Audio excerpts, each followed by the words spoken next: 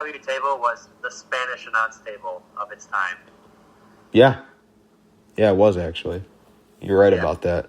So, yeah, he'd be placed on the Raw announce table and he'd have Taker up for the power slam, and then he'd jump off that, and he'd put Taker through the ECW announcers table, just to make that clear. Yeah. He would bring Taker back on the ring and would go for a cover, resulting in a 2 count.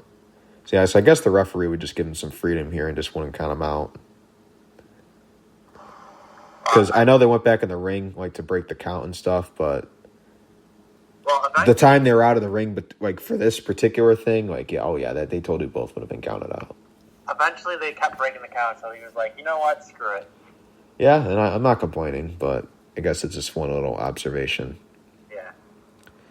Taker would try to get back in the match, but Batista would hit a belly-to-belly suplex, killing his momentum. Batista in the corner would look to deliver the 10 punches propped up on the middle rope, and Taker would catch him and hit him with the last ride. Something that's been done many times in the past, but, whatever. You think people would learn from it, I guess, but not Batista. He would hit the last ride and go for the pin and get a 2 count. Batista would stay in this, hitting Spinebuster. Then Taker would hit the choke slam.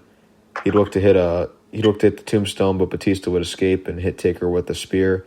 He'd signal for the Batista bomb and would hit it. He'd cover Taker and Taker would kick out at 2.5. Batista would be in shock and would attempt to go for another one, but instead Taker would counter with a back body drop. Batista would then later attempt a tombstone pile driver of his own. Big mistake, because an Undertaker would set up and nail one in the center of the ring himself.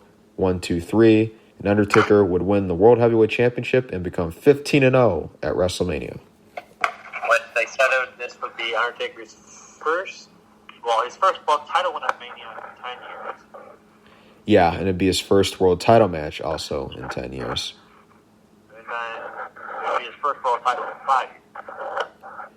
Well, his first world title win at WrestleMania, I meant in 10 years. Yeah.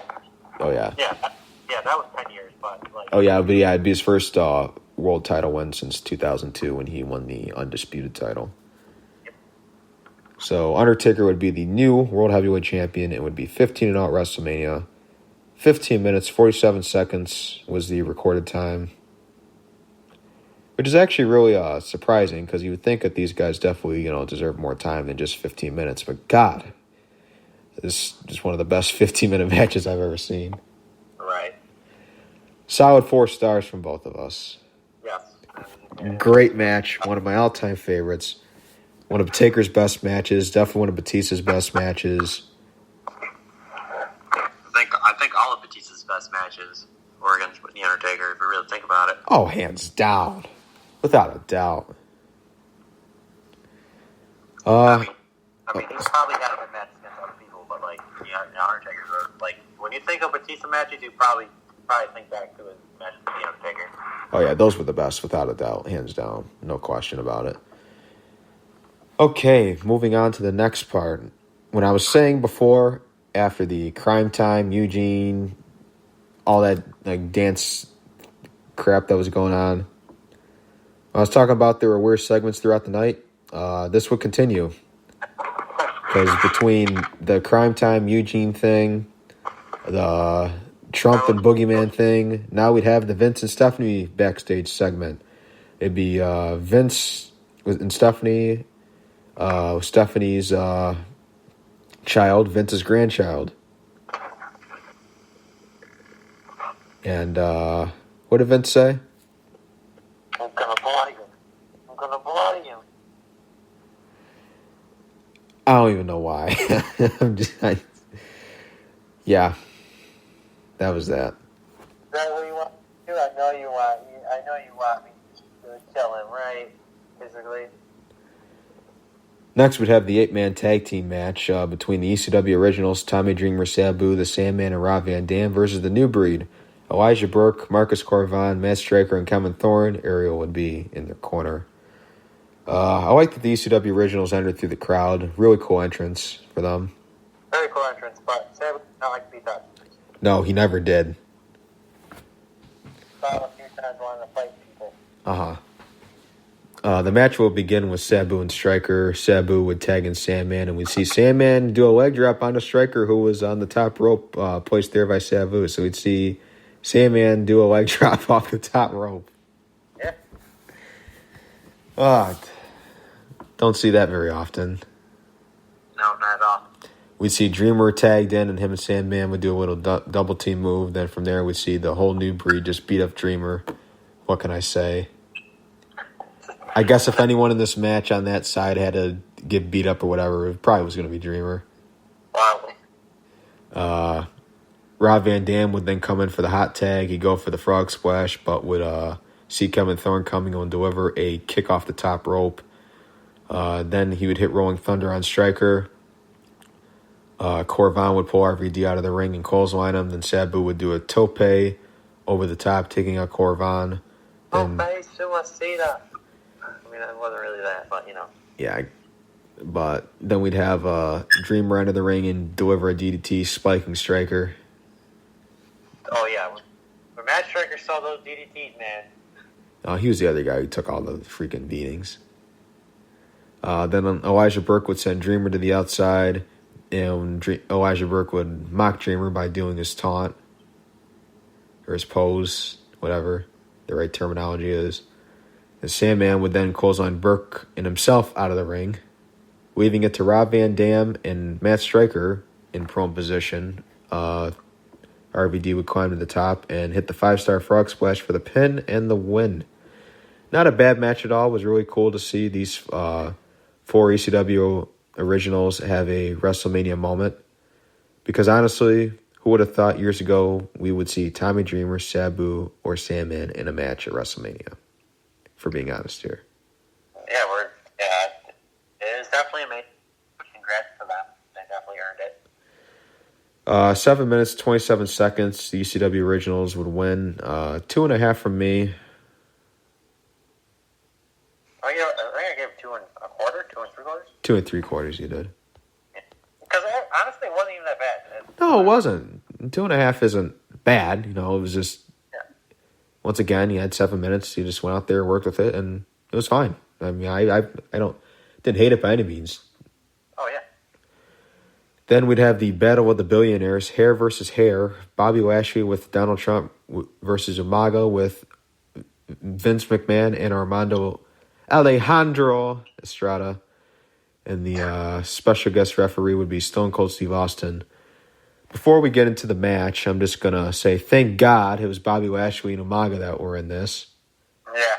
Because apparently at one point they were thinking of doing Hogan versus Big Show, or even, I guess, Hogan versus Khali. Good Lord. Yeah, I would have lost investment completely. This would also technically be a champion versus champion match. Umaga was the Intercontinental Champion on Raw. Bobby Lashley was the ECW champion. So I guess you could say this was also an interpromotional matchup as well. But neither title was on the line. Both men would start out by... Well, I guess before we get into the match, the entrances would take up a lot of time here. They'd even give the barber's chair an entrance. Yeah, what? So both men would charge at one another to start the match. Wouldn't really do anything though to each other. Bobby Lashley would charge Umaga in the corner and would try to gain an edge. Austin would have to remove Lashley as he wanted to break. Then Lashley would come off the middle rope with the shoulder block. He'd go for the pin, but Estrada would grab Umaga's leg and place it on the bottom rope. Little early, I'd think, for that. But they had to get him out there at some point.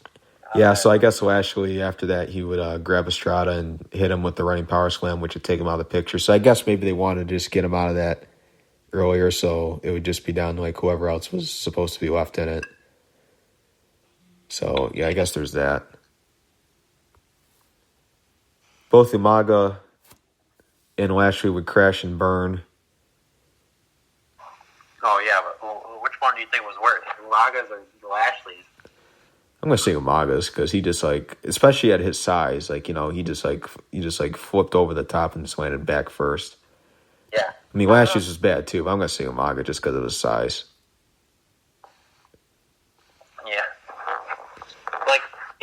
didn't even touch the rope. No, he didn't. Umaga would charge Lashley and would miss and get sent over the top, falling back first, as pointed out. Then Lashley would charge at Umaga and get sent through the middle ropes, basically doing a suicide dive without anyone there on the outside. It's the tope. There's a tope suicida. Umaga would apply a choke and wouldn't break it, so Austin would have to get physical by grabbing Umaga by the hair. Lashley would try to fight back, but would get nailed by a Samoan drop. Vince would get up on the apron and Lashley would knock him off as he was coming off the ropes. Then Umaga would go up to the top and Lashley would grab him and slam him to the mat. Shades of Ric Flair, that spot. Both men would be down and Austin would do a 10 count but would make it to 9 and would refuse to count the 10. He changed the rules and say there would be no countouts. Shane McMahon would then come to ringside and check on his father, Vince. Then Umaga would pound away on Lashley and wouldn't break when Austin wanted him to, so he'd have to get physical again, grabbing him by the hair. And eyes. Yep. So then Shane would distract Austin. When he would turn around, Umaga would hit him with a Samoan spike. Then Shane would get in the ring, and him and Umaga would both beat down on Lashley. A garbage can would be brought into the ring, and Shane would hit the coast-to-coast on Lashley, and hit it pretty good, actually. You want to think, honestly, I totally forgot Shane McMahon actually wrestled in 07. Oh, yeah. Well, he'd become a part of this program. Yep. Shane would remove his shirt and jacket, and underneath would be a referee's shirt, so Shane would now try to take over as ref. Umaga would come off the top of the splash, then Shane would count the pin, but Austin would pull him out of the ring and start beating him up. He'd throw Shane to the steps. Austin would re-enter the ring, and then Umaga would hit Austin again, taking him down. Vince would start trash talking to him, and then Trump would come around the corner and clothesline Vince. Slow motion. Then Umaga would get hit with a stunner from Austin, followed up by a spear from Lashley. Austin would count the pin, and Lashley would win the match for Trump. And we got a ball down. Uh-huh. Following this, Austin would grab Vince and get him in the ring to shave his head, but Shane would get involved, and Austin would open up a can of whoop-ass on him. Vince would crawl away and try to escape, but Lashley would chase after him and would bring him back to the ring. Austin would stun Vince, and then he'd be strapped to the barber's chair, and the head shaving would begin. But you know what? Here's more logic. Like, you were already halfway up the ramp. Why'd you stop and wave at him? You could have just kept on walking. I honestly thought the smarter thing to do maybe would have been, well, yeah, no, there's that, and I guess, granted, I get he's a billionaire and whatnot, and he doesn't want to put himself out there be around that many people, but at this point, he should have just had security, or he should have just hopped into the crowd and just have security come over when they weren't looking, and he could just get totally lost there, and they wouldn't even see where he went. I get he's a billionaire, so he doesn't want to put himself that close and make himself that public because, they got those crazy bastards in the crowd, but... Right. Or he could have just went under the ring while no one was looking. Oh, yeah, even better. Yeah, so I'm saying he could have gotten out of this, probably. It would have been smarter, but, Yeah, but even he was halfway up the ramp, and then he just stopped, and he's like, see ya. Uh-huh. So Trump and Lashley would both take part in the shaving of Vince's head, and this would also prove that it was actually Vince's real hair. Yeah. Because there'd been that talk for years of whether it's just like a piece and whatnot, and it wasn't actually his real legit hair. No, it was real. It was his full head of hair. Yep. They'd cut his hair first, then they'd shave him. They'd put ridiculous amounts of shaving cream on his head. Be a giant mess. Yeah, that's the whole point, though. Oh, yeah. No, they're just trying to be funny. Then Vince would then leave the ring in shame eventually after this. Austin would celebrate with Lashley and Trump with a bit of a beer bash, but then ultimately Austin would stun Trump because why not? Down goes Trump. Down goes Trump. Yeah, then Jared would be like, oh, a Trump stacks his wives would be doing cartwheels right now. Forget alimony. Probably the worst stunner ever, not the worst stunner ever. One of the worst stunners ever. The worst was the one he tried doing on London that one time.